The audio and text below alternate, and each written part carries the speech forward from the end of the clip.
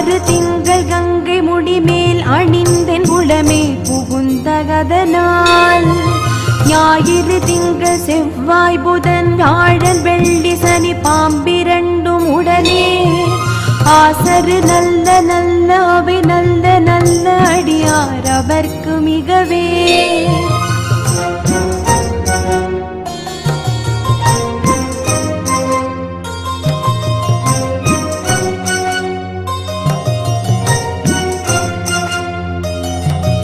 என்பொடு கொம்பொடாமகிவை மார்பிலங்க எருதேறி ஏழை உடனே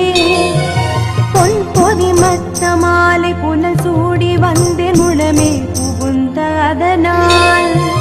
9